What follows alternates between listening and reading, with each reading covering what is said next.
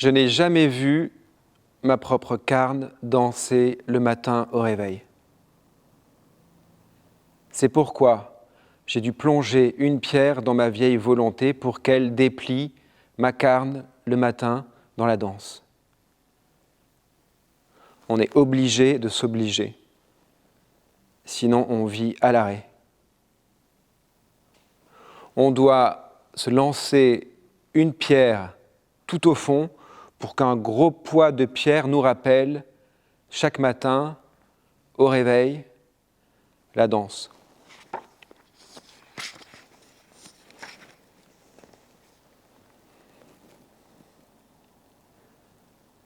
Ça, c'est ton soleil, ça, c'est son soleil à lui, ça, c'est mon soleil, ça fait 3 soleils. Ça, c'est toi, ça, c'est lui, ça, c'est moi.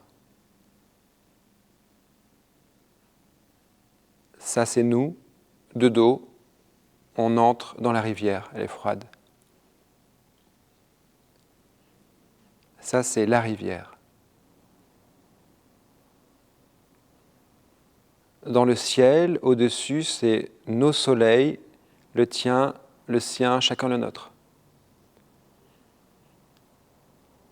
Ça, c'est le poème. Ça, c'est quelqu'un qui passe, un promeneur, on ne le connaît pas. Le poème se fait tout seul, personne ne l'écrit, il passe. On vit le moment, puis la scène est passée. Sous les 3 soleils.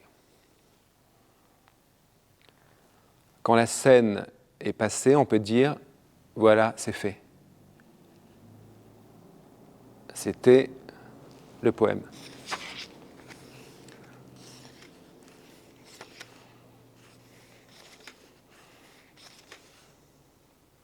Voilà la scène. Dans une chambre, sur un lit, allongé, ma mère est morte. Je m'approche d'elle, je fabrique du feu en crachant de la farine dans son visage. Le feu ne lui brûle pas le visage, ni le mien. Le feu se tient entre nous. Il flotte. Je crache très lentement de la farine.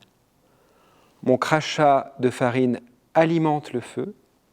Sans cesse, on continue, il flotte.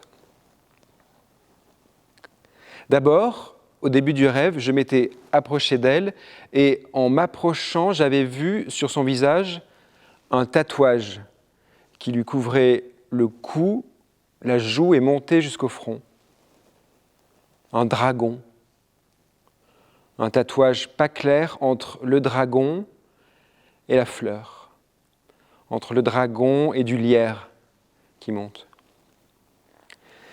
C'est en m'approchant pour regarder son visage plus près que ma bouche s'était gonflée de farine, très fine, très lentement, et j'avais commencé de cracher très doux, très fin et très doux la farine, comme on fait une soufflette dans la cour, dans la bouche d'un copain, au lycée, pour se défoncer plus vite, entre 2 cours, à la récréation.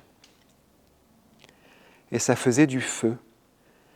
Et je voyais son visage au travers du feu. Personne n'existe pour le feu. Le feu ne regarde rien. Je ne perdais pas de vue son visage, mais je voyais moins le tatouage avec le feu entre nous, moins le dragon, la fleur, le lierre, s'effacer dans le feu fin entre nous que je fournissais, que je modulais. Le feu ne nous regardait pas, il savait bien se placer dans le volume des visages, il ne débordait pas et il laissait ma mère intacte. Et la farine, dans ma bouche, ne s'épuisait pas, je la soufflais, j'expirais et en inspirant la farine me revenait dans les narines en fil fin depuis le feu, directement depuis le feu. Le feu ne parle pas.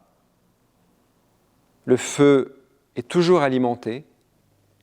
La farine, j'en crachais, j'en avalais, je recrachais et ravalais. Un robinet de feu. 2 robinets face à face. Pour le feu, personne n'existe. Le feu ne parle pas. Le feu ne joint pas. Il ne jouit pas de nouveaux rapports. Le feu ne détruit pas les rapports existants. Le feu ne sidère pas les termes. Il ne considère pas le rapport. Le feu indiffère.